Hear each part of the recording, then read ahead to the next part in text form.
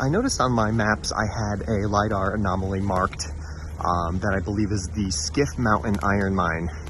And since it's only a short distance from the road, I decided I had plenty of time, I could go out and just check it out.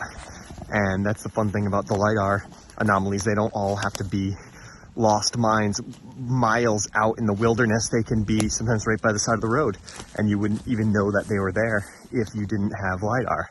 So this is an old iron mine, and I have no information on it, so I don't know if it dates back to the Revolutionary War or later.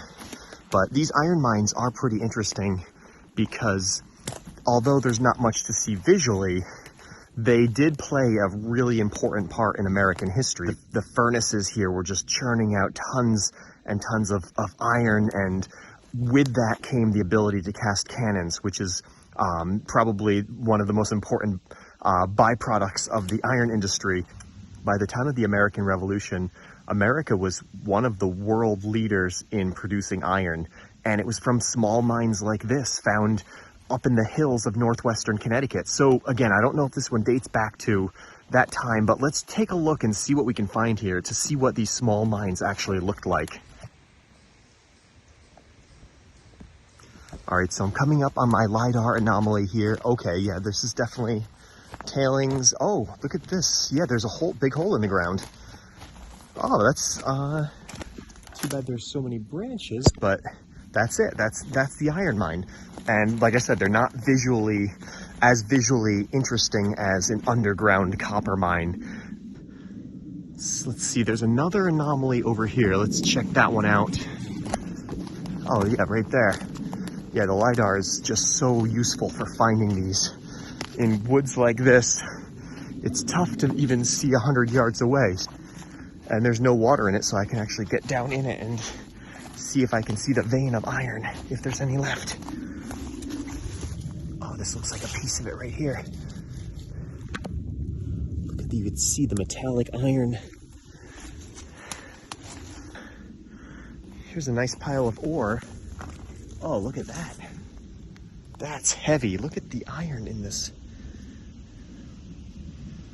Maybe this pile here was ore that was dressed and ready to ship. I don't think this is tailings. I think this is good iron ore. So I'll have to do more research into this Skiff Mountain iron mine to see if it operated during the time of the Revolutionary War.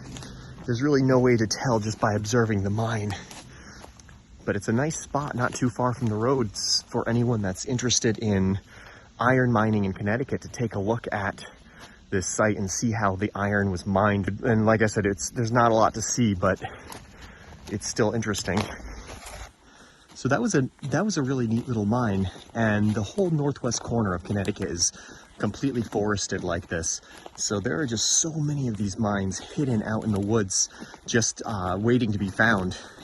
But not only are there mines just waiting to be found, but there's all the ingredients to making iron. You can still find remnants of that industry out here in the woods. You could find the collier pits where the charcoal was burned, where the trees were felled and made into charcoal for the blast furnaces.